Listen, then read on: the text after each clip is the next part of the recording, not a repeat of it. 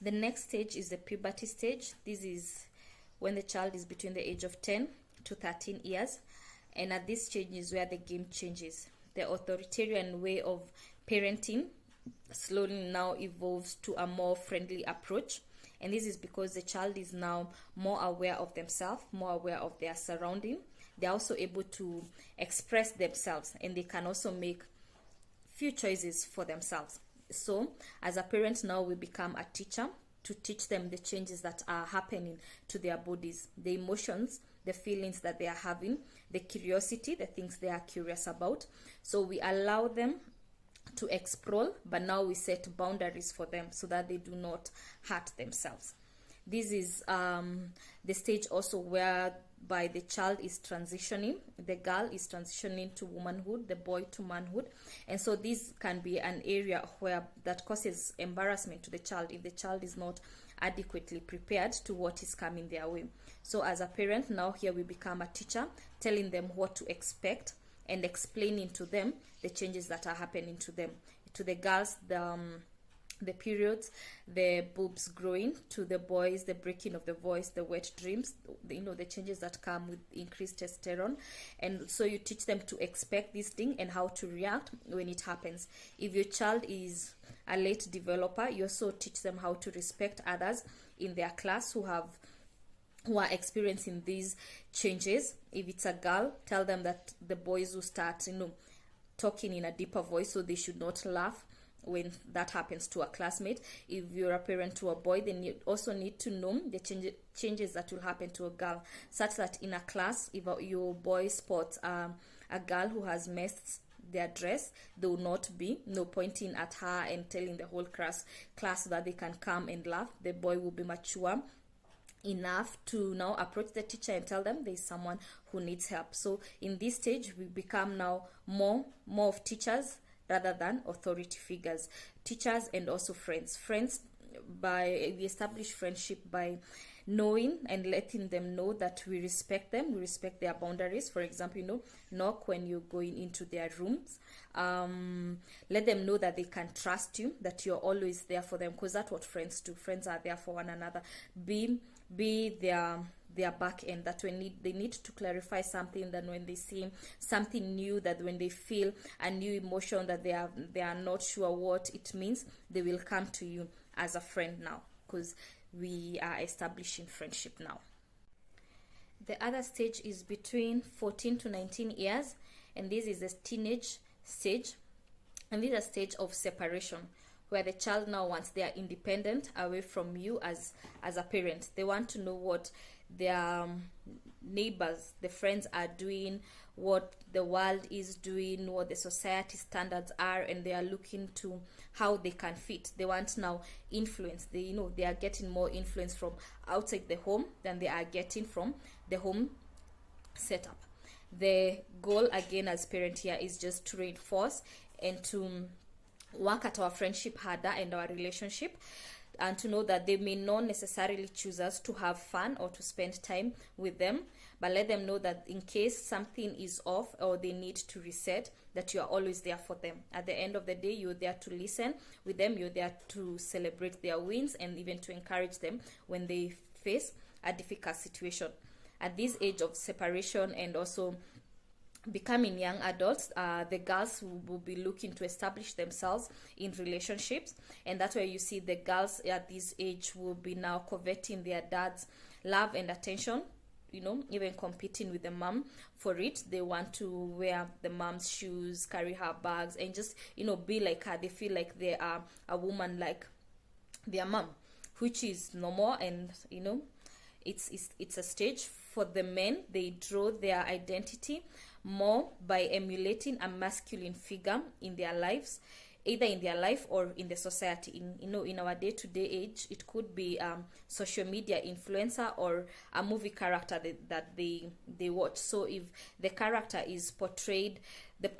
is portrayed to be a man, if they take alcohol, if they are womanizers, if they do evil things, then those are the traits that the boy child will now strive to do. But if they have a male character that they emulate who has Christian values and has the right moral standard, then they will emulate and now start building their identity around those characters. And that's why this is very important for parents who are raising boys, that before they get to the age of 14, strive hard to earn a relationship and a friendship with them, and to also bring them along as you do your daily duties, so that when they are looking for a man and a masculine figure to emulate, you will be their choice and not what the society is presenting. If you're a single mom,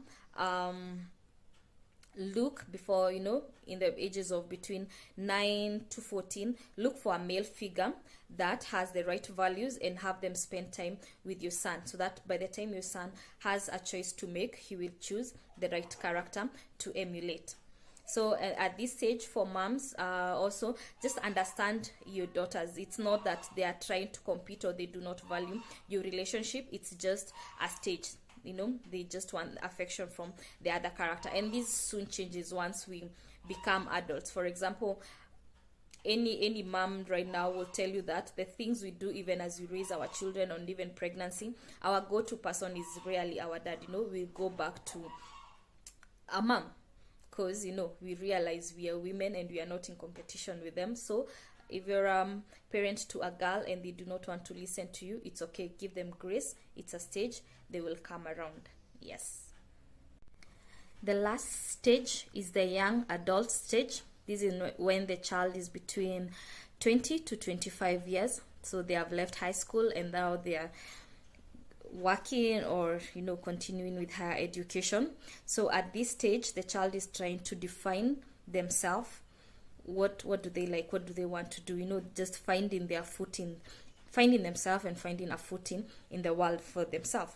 So at this stage, as parents, we need to trust them more, empower them to make their decision, affirm their efforts whenever they are doing something good, affirm them and encourage them to keep working at it, celebrate their wins, whether they have completed or finished an exam and passed, or they have finished a project well, celebrate with them. Also, grieve with them at the things they lose, be it an exam, be it a job, a broken relationship, a friendship that didn't go as they expected, or they got betrayed.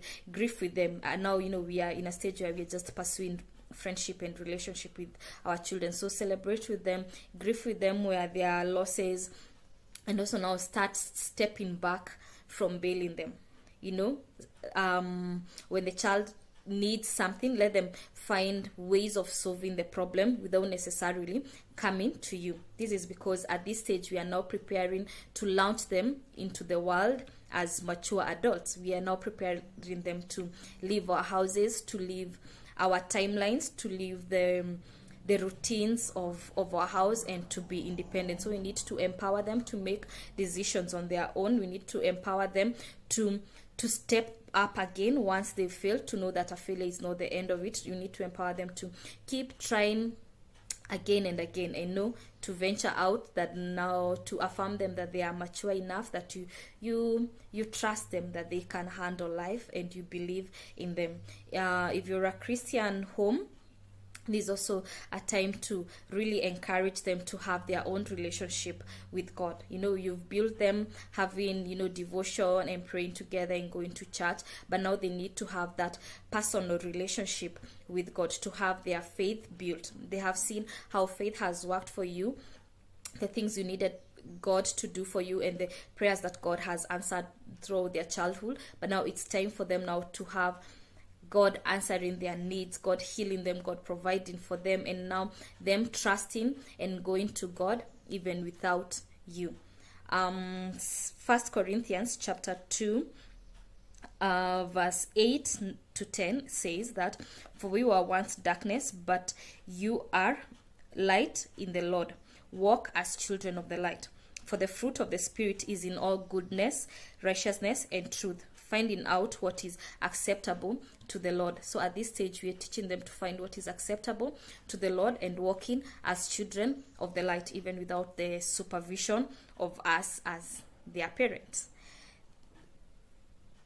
Yes, so those are the various stages that our children grow up to, and what we can do as parents in the various developmental stages. So we've seen, we start with protecting them when they are very young and molding them. Next, we go in the puberty stage. It's a stage where now we explain to them why things are happening the way they are happening and what they should do. Then after that, you've gone to the exploration stage, the teenage and the young adult, where they are exploring and now setting boundaries where they will not be hurt. And finally, we launch them out. We launch them out of our hands into the world to be the adults that we've been preparing them to be. And so this journey between 0 to 25, I'll say it again, as parent, ours is to plant a seed, but the maturity and the fruitfulness of that seed, we'll see it at the age of 25 years and above. And so we cannot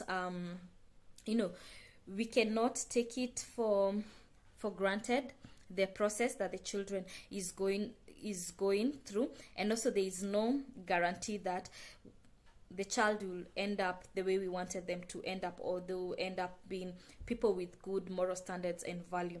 But if we do not invest, if we do not plant those seeds, then we are sure they will not grow up to be adults of the right values and to be adults that can fit into the society. Remember, we are preparing them to fit into the society and even to be independent from us. Think of it this way, like a farmer. A farmer is not in control of the seasons, the rain, or the political climate, how it's going to affect their harvest or when they are planting. But what the farmer does is that they will prepare their land. They will get the right seeds to plant. They will plant in the right season, and by doing so, they are influencing the kind of harvest they will get. They may anticipate 20 bags of maize, they may end up getting 22. If everything else align, there could be challenges and they end up getting 15. But at the end of it all, they will get a harvest because they had prepared, they had done what was expected of them or what was in their control. And so as parents between the age of 0 to 25, it's our chance to plant seed and to influence the kind of adult we want our child to grow up to be. And how we've seen through the various stages, the one thing that cannot be replaced is time. Loving your child means giving them time. I know we work to give our children a future. All of us would, if you're a parent, you'd say that the reason you hustle so hard, the reason you put in all the hours, the reason you sacrifice is so that you can give your child the best in life. But the best in life the child needs from you is your time. How to love a child is to spend time with them. The love language of a child is time. So in conclusion, if I can say the last time, love to a child is spelled as T in capital T, capital I, capital M, capital E. To love your child, spend time with them. Be there, because it's only in time that you influence them. It's only by spending time with them you know when they are doing something right, when there is something that needs to be corrected. And even not to bash us, but the reality is, if for example the teenage and the young adults, where the options that the children have to mold them have increased, and in the days of internet, it's a global field where anyone can plant seeds. So if you don't spend time with your child, you go for a full week and you've not even spent deliberate an hour or 2 hours, the sad reality is that in life there is no vacuum. In the life of your child, it was not just silent waiting for you to leave work and come feel them. No, there was a friend, there was a movie, there was a teacher, there is someone who influenced them, there is someone who has planted a seed where you are away. And so, for example, if your child is in a neighborhood where people are using drugs, or where children are exposed to, let's say, pornography, those are seeds that have been planted over the week. And so if you don't have time to spend with them, they will not have someone to ask, is this right, is this wrong? I saw this and this happening. And they would, when they have no one to mirror or to correct that behavior, then those seeds are going to grow. But if you're a parent, yes, you're working hard, but then you also set aside time to know your child and to learn them and to know the things they are learning. You will be able to pick out that there is a seed of taking alcohol, there is a seed of exploring or maybe pornography, and then you'll be able to explain why, even though people are watching. What does this teach you, and what is it stealing away from you? Is it right? Is it wrong? What are the dangers? You can't just tell the child this is wrong, because at teenagehood you don't just say this is wrong. You explain to them why it's wrong. You need to tell them that other children have been allowed to explore their sexuality and have sex, but we are a Christian home. We value sex, and we believe that in the godly way that it should be practiced in a marriage setup. And so yes, your peers are doing it, but for you, I want you, based on these values and based on the word of God, who is our supreme authority, I would want you to withhold because of for such and such a time, and give you reasons. So even at this stage, the young adult and the teenagehood, don't say that they are now grown up. Yes, they are grown up, but they still need you. They still need your time. They still need your time. As a parent, let's strive to give our children time. And no one is perfect. We learn every day. Good thing is that there are resources, there are platforms that can guide us in how to parent. I've just done 1 minute of every stage, but you cannot reduce what happens to in the teenage years, the 5 years, to what I've said in the 1 minute. So check out more resources. There are more resources available. Learn, give yourself to learning, give yourself to understanding the child, what the child is going through, and also you say yourself. They say that parenting is not just about raising the child, it's also about raising you. It's also about you as a parent growing, so that you're better prepared for the child and better prepared to guide them into adulthood. So as parents, we trust God. As parenting is partnering to God. At the end of it all, we are just stewards that God has given us these children into our lives. So in everything we do, even in areas we feel that we are failing, let's constantly and always invite God into our parenting, into the areas that we do not know what to do, into the areas where we feel confused, and in the areas where we feel totally powerless. With God, we cannot fail. And where we feel totally there is nothing we can do, always surrender to God. Always surrender to God. There is nothing that we can give to God and it will be lost. We can always trust in God. So let's do our part, and let's give our children the best in life. Thank you. Thank you.